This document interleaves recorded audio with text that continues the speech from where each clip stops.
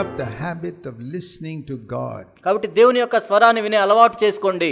Read the Bible regularly. దేవుని యొక్క వాక్యాన్ని క్రమంగా చదవండి. Then you'll get an answer in different situations. అప్పుడు అనేక పరిస్థితుల్లో నీకు జవాబులు వస్తాయి. And you can be saved from some things. అప్పుడు కొన్ని ప్రమాదాల నుంచి నువ్వు కాపాడబడతావు. You want to hear another example? ఇంకో ఉదాహరణ మీరు వినాలనుకుంటున్నారా? Yes. అవునా? I was once, this is before my marriage. ఇది నా వివాహానికి ముందు. I was traveling to Gujarat for some meetings for students. నేను విద్యార్థుల కోసం పెట్టిన కొన్ని మీటింగుల్లో మాట్లాడటానికి గుజరాత్ వెళ్తున్నాను. 1967. 1967. And I was living in Vellore with my parents those days. నేను నా తల్లిదండ్రులతో వెల్లూరులో నేను నివసిస్తున్నాను అప్పుడు. Before I was married. వివాహం కాకముందు. I went to Gujarat. It takes 2-3 days by train. నేను గుజరాత్ వెళ్తున్నాను, 2-3 రోజులు ప్రయాణం అది రైల్లో. And as soon as I reached Gujarat, the meeting was going to start the next day. నేను గుజరాత్ వెళ్ళిన వెంటనే తర్వాత రోజు మీటింగ్ ప్రారంభమవుతుంది. I got a telegram from my father. నా తండ్రి వద్ద నుండి టెలిగ్రామ్ వచ్చింది. Those days there was no cell phone or internet or anything. ఆ రోజుల్లో సెల్ ఫోన్లు కానీ ఇంటర్నెట్లు కానీ ఏమీ లేవు. We used to get things called telegrams which you don't see nowadays. Telegram అనేది వచ్చేది, మీరు చూసుండరు. Comes from the post office, telegram. Post office నుంచి టెలిగ్రామ్ అని వచ్చేది. From my father. మా తండ్రి గారి నుంచి వచ్చింది. I am seriously sick with cancer. నాకు క్యాన్సర్ వచ్చింది, ఎంతో తీవ్రంగా ఉంది. The doctor says immediate operation required. వైద్యులు ఏం చెప్తున్నారంటే వెంటనే ఆపరేషన్ చేయాలంటున్నారు. Come home immediately. వెంటనే ఇంటికి రా. Because I was the only son here in India. ఎందుకంటే he was an old man, I had to look after him. ఎందుకంటే భారతదేశంలో ఉంది, నేను ఒక్కడే ఆయనకు కుమారుణ్ణి, నేనే చూసుకోవాలి, ఆయన వృద్ధాప్యంలో ఉన్నారు. So I thought what to do. ఏం చేయాలని నేను ఆలోచించాను. Tomorrow is the first day of the conference of the camp. రేపేమో మీటింగులు ప్రారంభం అవుతాయి, మొదటి రోజు. I have to be here for 1 week. నేను ఇక్కడ వారం ఉండాలి. But my father has to go for immediate operation. కానీ నా తండ్రి గారు వెంటనే operation చేయించబడాలి. So I said, Lord, what do you want me to do? ప్రభువా, నన్ను ఏం చేయమంటున్నారు? Please speak to me. దయచేసి నాతో మాట్లాడండి. So that, I had the habit of reading chapter by chapter in the Bible, one chapter every day. నాకు బైబిల్లో ప్రతిరోజు ఒక అధ్యాయం చదివే అలవాటు ఉంది. So that day my portion was Deuteronomy chapter 1. ఆ రోజు నేను చదివేది ఏంటంటే ద్వితీయోపదేశకాండం 1వ అధ్యాయం. So that is my daily portion that day. I turned to Deuteronomy 1. నేను అది ఆ రోజు చదవలసిన భాగము ద్వితీయోపదేశకాండం 1వ అధ్యాయం తెరచాను. So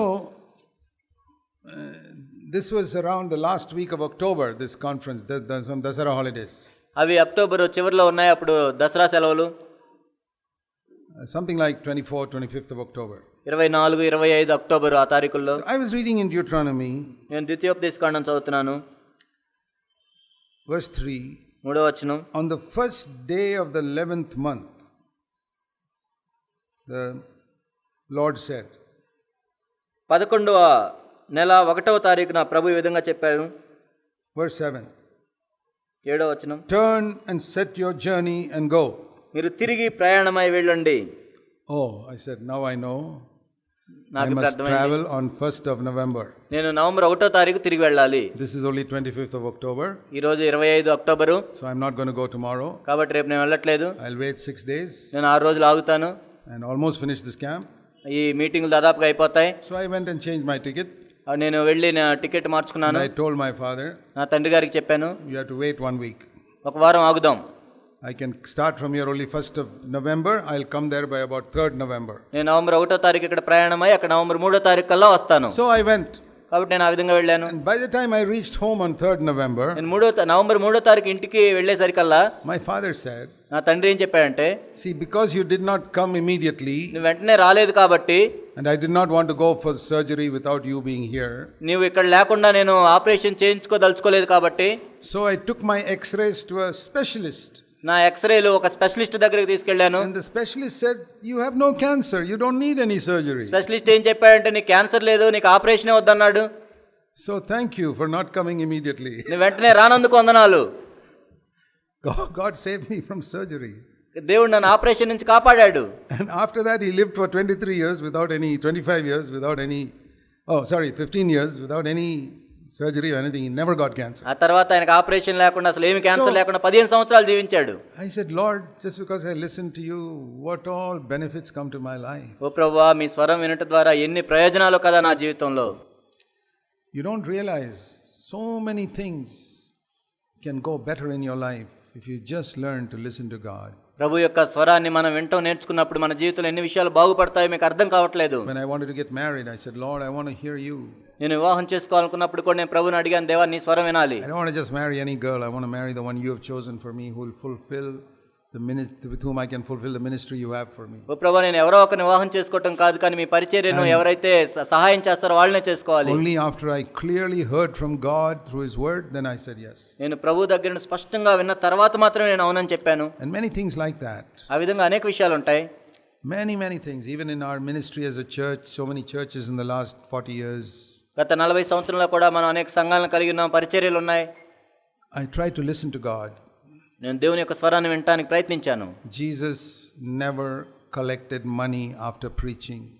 బోధించిన తర్వాత యేసుక్రీస్తు ప్రభు ఎప్పుడు కానుకలు పెట్టి పట్టుకొని తిరగలేదు. So the Lord said to me, in your meetings, don't pass an offering background like other churches. మీ మీటింగుల్లో కూడా వేరే సంఘాల వలె ఆ కానుకలు పెట్టి పట్టుకొని తిరగొద్దు. Keep a box. Those who want to give can give. కానుక పెట్టి అక్కడ పెట్టండి, ఎవరైనా ఇవ్వాలనుకుంటే ఇస్తారు. Because that's how we read. Once Jesus was sitting near the box and one widow came and put some money. ఆ విధంగా మనం చూస్తాం, యేసుక్రీస్తు ప్రభువారు ఒక చోట అక్కడ ఆలయంలో కూర్చున్నప్పుడు ఒక విధవరాలు వచ్చి అక్కడ డబ్బు వేస్తుంది. So they had a box those days, no going around collecting. ఆ రోజుల్లో కానుకల పెట్లు ఉండే, ఏదో సంచులు పట్టుకొని తిరగటం కాదు. Those who wanted to put. Those who don't want to put, don't put. ఏమైనా వేయాలనుకుంటే అక్కడ వేస్తారు, లేదంటే లేదు. So I learned from scripture, we must put a box and then those who want to put can put. కాబట్టి లేఖనాల్లో నేను నేర్చుకున్నాను, కానుకలు పెట్టి పెట్టాలి, ఎవరికైతే ఇష్టం ఉంటుందో వేస్తారు, లేదంటే లేదు. Many things like that I learned from Jesus. ప్రభు దగ్గర నుండి అనేక విషయాలు ఆ విధంగా నేర్చుకున్నాను. That he never told other people about his ministry, what all he's doing. ఆయన యొక్క పరిచర్య గురించి ఆయన ఏమేం చేస్తున్నాడో ఎవరికి చెప్పలేదు. All who all were healed or any such thing. లేకపోతే ఆయన ఎంతమందిని స్వస్థపరిచాడో చెప్పలేదు. He would heal and go away and tell people, don't tell anyone, it's okay. ఆయన స్వస్థపరిచి వెళ్ళిపోయేవాడు, ఎవరికి చెప్పొద్దు అనేవాడు. So the Lord told me, కాబట్టి ప్రభు నాకు చెప్పారు, don't talk to people about your ministry, what you're doing here, there or anywhere. కాబట్టి నీ పరిచర్య గురించి నువ్వు అక్కడేం చేస్తున్నావు ప్రజలకు చెప్పొద్దు. Why should they know? ఎందుకు తెలియాలి వాళ్ళకి? God knows it's enough. ఎందుకు ప్రభువుకు తెలుసు చాలా. All this boasting. అంత అతిశయం. Many of you know of our CFC India website. మీలో చాలా మందికి తెలుసు CFC ఇండియా వెబ్సైట్ గురించి. If you go to that website, ఆ వెబ్సైట్లోకి మీరు వెళ్ళినట్లయితే, we've been running that for many years now. అది ఎన్నో సంవత్సరాలుగా అది కొనసాగబడుతుంది. 15-20 years. 15-20 సంవత్సరాల నుంచి మనం చేస్తున్నాం దాన్ని. Never have we put any report about our work. ఒక్కసారి కూడా మేము చేసిన పరిచర్య గురించి నివేదిక ఉండదు అందులో. All other church websites in the world will report about their work. ఈ ప్రపంచంలో ఏ సంఘము వెబ్సైట్ మీరు చూసినా కూడా వాళ్ళు చేసే పని గురించి ఉంటుంది. Except CFC Bangalore. CFC Bengaluru site తప్ప. Not even one report of anything we have done. మేము చేసింది ఏ నివేదిక కూడా అందులో ఉండదు. You go to that site, you'll never find out how many churches we have. మీరు ఆ వెబ్సైట్లోకి వెళ్ళినట్లయితే మనకి ఎన్ని సంఘాలు ఉన్నాయో కూడా మీరు You'll think కనుక్కోలేరు. only one church. ఒకటే సంఘం ఉందనుకుంటారు మీరు. We don't even report there how many churches we have. ఎందుకంటే మాకు ఎన్ని సంఘాలు ఉన్నాయో కూడా అక్కడ పెట్టం మేము. And then we have a weekly letter we sent out every week. ఆ తర్వాత మేము ప్రతి వారం కూడా ఒక పత్రికను పంపిస్తాము. In that letter also, no report about our work. దాంట్లో కూడా మేము చేసిన పరిచర్య గురించి ఏమీ ఉండదు. Only the word of God. కేవలం దేవుని యొక్క వాక్యం మాత్రమే. Where did I learn that? ఎక్కడి నుంచి నేను నేర్చుకున్నాను అది? I listened. ప్రభు యొక్క స్వరం విన్నాను. Jesus never reported about his work even once. తన పరిచర్య గురించి యేసు ప్రభు ఒక్కసారి కూడా చెప్పుకోలేదు. He only spoke God's word. కేవలం దేవుని యొక్క వాక్యాన్ని ఆయన ప్రకటించాడు. So these are little things we can learn. కాబట్టి చిన్న చిన్న సంగతులు మనం నేర్చుకోవచ్చు. That is where we are different from other churches which are always reporting about their work. కాబట్టి ఈ విధంగా ఇతర సంఘాల కంటే ఎప్పుడు కూడా వారి పరిచర్యల గురించి నివేదికలు పంపిస్తూ ఉంటారు. దానికి మనం వేరుగా ఉన్నాం. That is like Martha. Martha వలె ఉన్నారు. If you get 20 Marthas here, ఇక్కడ 20 మంది మార్తలు ఉన్నట్లయితే, you know what they'll be saying? అక్కడ వాళ్ళు ఏం చెప్తారు తెలుసా? I did this for the Lord here. నేను ఇక్కడ ప్రభు కోసం The person చేశాను. will say, I did this for the Lord there. నేను ప్రభు కోసం అది అక్కడ చేశాను. I made 25 chapatis. నేను ఇక్కడ 25 చపాతీలు చేశాను. And I made biryani here. నేను ఇక్కడ బిర్యానీ చేశాను. That is the type of reporting about the Lord's work. ప్రభు పరిచర్య గురించి నివేదికలు ఆ విధంగా ఉంటాయి. I went to Gujarat, I went to Nagaland, I went here, I did this. నేను గుజరాత్ వెళ్ళాను, నాగాలాండ్ వెళ్ళాను, అక్కడికి వెళ్ళాను, ఇక్కడికి వెళ్ళాను. Almost all Christian conferences are like that. All the Marthas get together and talk about what they did. దాదాపు క్రైస్తవ సమావేశాలన్నీ అలానే ఉంటాయి. మార్తలు అందరూ లేచి అలా చెప్పుకుంటూ ఉంటారు. When I hear it, నేను దాన్ని విన్నప్పుడు, it is just like people reporting that I made biryani and I made puri and I made chapati. నేను బిర్యానీలు చేశాను, పూరీలు చేశాను, చపాతీలు చేశాను అని చెప్పినట్లుగా ఉంటుంది నాకు. And the Lord says, you're worried about all these things. ప్రభు చెప్తున్నాడు, వీటన్నిటి గురించి మీరు చింతిస్తున్నారా? Then you get 20 Marys here. ఇక్కడ 20 మంది మరియలు ఉంటారు. What will they talk about? వాళ్ళు ఏం మాట్లాడుకుంటుంటారు? This is what the Lord said to me. ప్రభు నాతో ఇది మాట్లాడాడు. Then another Mary says, ఇంకో మరీ చెబుతుంది, this is what the Lord spoke to Prabhu me. నాతో ఇది మాట్లాడాడు. I want to share with you what God said to me. కాబట్టి దేవుడు నాతో ఏం చెప్పాడో అది నీతో పంచుకుంటాను. I want to spend all my life with the Marys. నా జీవితాంతం కూడా నేను మరియలతోనే నేను ఉండాలనుకుంటున్నాను. That is a conference where Jesus is. అటువంటి సమావేశాల్లోనే దేవుడు కూడా ఉంటాడు. All these conferences of Marthas, ఈ మార్తా కాన్ఫరెన్సుల్లో you know what the Lord will say? ప్రభు ఏం You చెప్తాడు are తెలుసా? troubled about many things, but one thing is needful. మీరు అనేక విషయాల గురించి విచారిస్తున్నారు, కానీ మీకు అవసరమైనది ఒక్కటే. So that is one thing that Jesus said. కాబట్టి యేసుక్రీస్తు ప్రభు చెప్పిన ఒక్క సంగతి అది.